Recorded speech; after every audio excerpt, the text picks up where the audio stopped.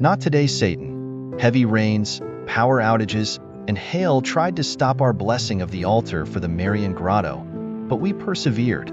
Though a smaller crowd attended due to the bad weather, we still had over 100 people show up for this joyous celebration. With a change in venue, we welcome people to the chapel which was dedicated only 11 months ago by Bishop Italo for the celebration of the sacred liturgy.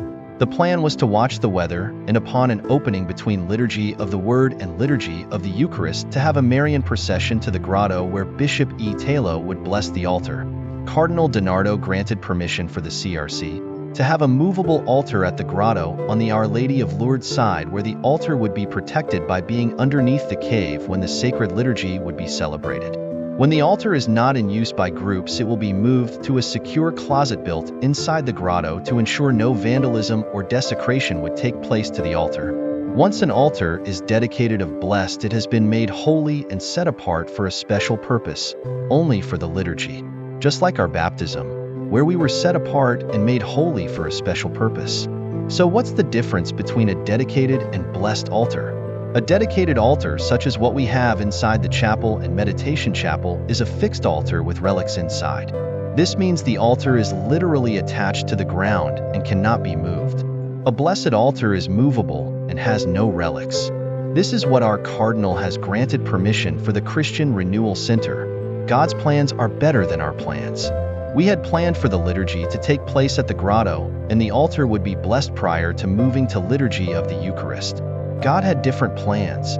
We still had the celebration of Mass on the feast day of Our Lady of Fatima, and our altar was blessed, but we were able to have the first Marian procession. After Liturgy of the Word, we all journeyed to the grotto singing Marian hymns where our bishop blessed the altar. Building a Marian grotto has been part of our 10-year strategic plan, but in 2021, when a parcel of land that was used by the retreat center was placed for sale, we promised to build a Marian grotto in thanksgiving upon securing the land.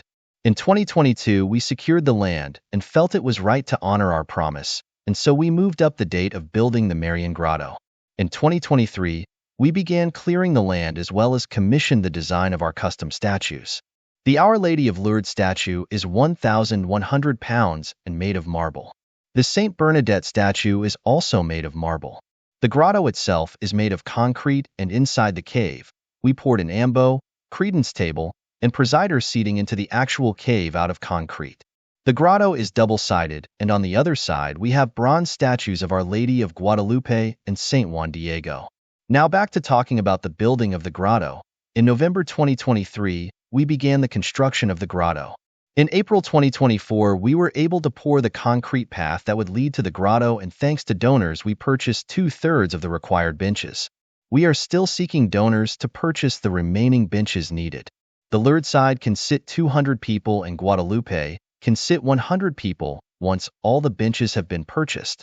It's amazing to think that in 11 months our bishop has come out 3 times to celebrate sacred liturgies, following the completion of our renovation or construction in the case of the grotto. The chapel was dedicated June 25, 2023. The meditation chapel was dedicated April 15, 2024. And now the Marian Grotto was blessed on May 13, 2024. Truly remarkable to watch God's divine providence at work at the CRC. It was such a joyous occasion for many people, as it was their first time seeing the grotto in person. It was wonderful to share in this sacred celebration with many of the people that did work on the grotto, the donors that funded the work, and our prayer warriors who have constantly prayed for our needs. Clearing the land, the grotto, statues, concrete pad, and benches for 300 people was completed for $125,000. The 1/4 mile long stations of the cross trail that is wheelchair accessible and 8 foot wide, along with the future 14 benches, cost $74,000. Our plan, once all building renovations are completed, are to have life-size stations of the cross along this trail. At the Christian Renewal Center, each time you pray for our needs, volunteer on a project, or donate, you are saying yes. Yes to our mission of drawing souls into a relationship with Jesus Christ and His church through retreat ministry. Yes to our vision to be a spiritual and theological center for the state of Texas. Yes to each renovation and new construction that we undergo to serve the retreatants that make the CRC their spiritual home for retreats. Thank you for being part of the Christian Renewal Center. Please keep our ministry in your prayers and know that you are in ours. God bless.